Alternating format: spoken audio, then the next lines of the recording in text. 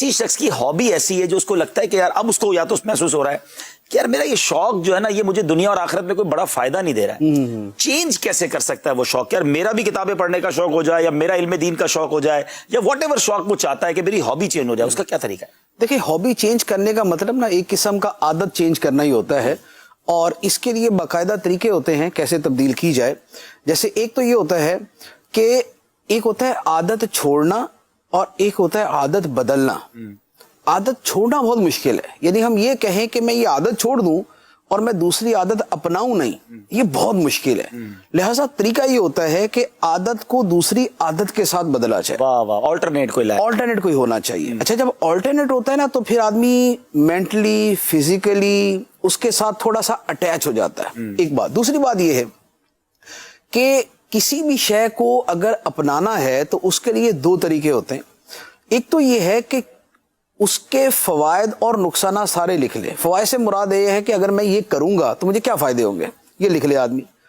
اور پہلی کو چھوڑنے کے کیا فائدے ہوں گے وہ بھی لکھ لے.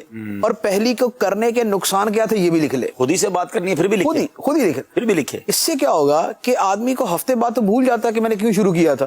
صحیح فرما رہے ہیں. واہ واہ واہ، پتہ نہیں کیوں کیا تھا. شروع میں تو 10 اسباب ہوتے کسی کام کے کرنے کے، بعد میں کہتا ہے یار مجھے بتانا ذرا میں نے کیوں یہ کام شروع کیا تھا.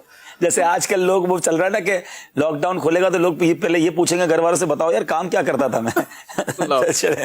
میں تو اپنے بچوں کو کہتا ہوتا ہوں کہ بیٹا ذرا کتابیں وغیرہ دیکھتے رہا کرو، یہ نہ ہو بعد میں پتا چلے کہ دارالمدینہ والا دوسرے اسکول پہنچا ہوا ہے، دوسرے اسکول والا دارالمدینہ پہنچا ہوا ہے. وین کا نمبر بھی یاد رکھنا اپنے. تو کلاس میں تو ایک تو شے کے فوائد لکھ لینا نا یہ موٹیویٹ کرتا رہتا ہے، وقتاً فوقتاً اس کو دیکھتے رہنا. دوسرا یہ ہوتا ہے کہ ہمیشہ عادت کی ابتدا تکلف سے ہوتی. آدمی تکلف سے کام کرتا ہے، بار بار کرتا ہے، اس کے مزاج کے اندر پینیٹریٹ کرتا ہے، اترتا ہے.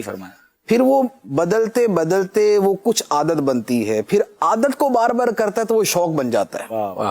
بعض وہ لوگ کہ جن کو شروع کے اندر نماز پڑھنا ان کے لیے بڑا بوجھل ہوتا ہے، لیکن وہ جیسے تیسے مجبور کر کے نماز کی طرف آتے ہیں، لیکن پھر نماز پڑھتے پڑھتے عادت ہو جاتی ہے. عادت جب ہو جاتی ہے پھر چھوڑنا مشکل ہو جاتا ہے، لیکن اس عادت پر بھی جب وہ مسلسل لگا رہتا ہے تو پھر شوق بن جاتا ہے.